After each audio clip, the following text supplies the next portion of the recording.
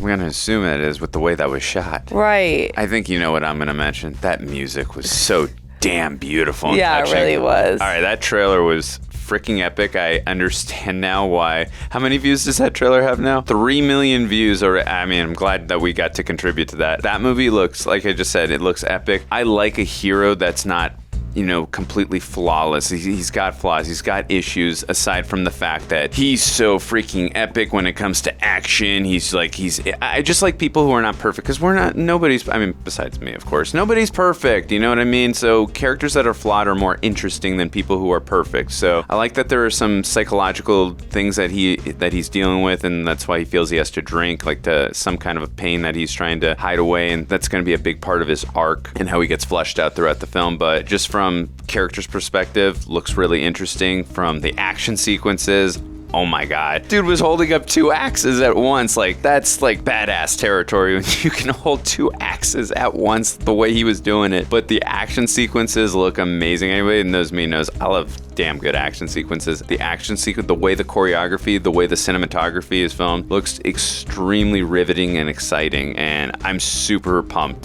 When does this come out? March 30th? Ooh, I'm so excited. It's written and directed by Srikanth Odela. I'm curious what else they've worked on. It's super gory. Yes. I love the color scheme. There was a lot of oranges and reds and yellows, and I thought that was beautiful, and I liked the play on our stories are foreshadowing our own lives, and I think that's a cool idea to play with. I love that in a lot of the films we've been watching lately, where there is more of that play to their deities or their religions, and we don't see that as much in the States, and I think that there's so much lore there, mythology to explore. I love that like the hero is kind of following in that journey. I don't know if he's like an anti-hero or a hero or an antagonist, but he seems complicated. I love a complicated main character. It seems like there's obviously a love story involved, but I also like trailers that don't really tell me much, but tell me enough. And I feel like this trailer did that, where I'm like, I don't really know what's happening,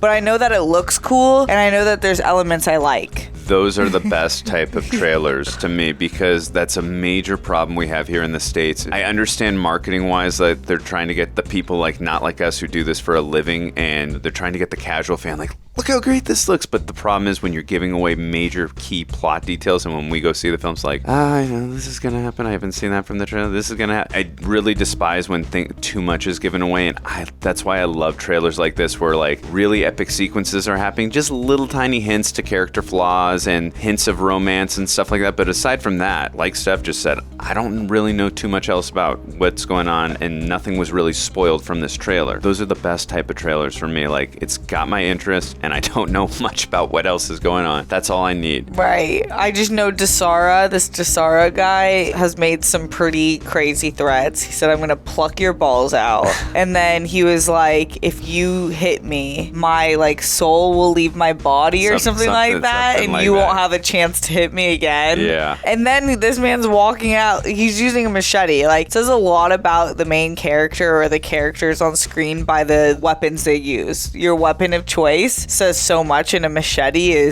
that's gruesome.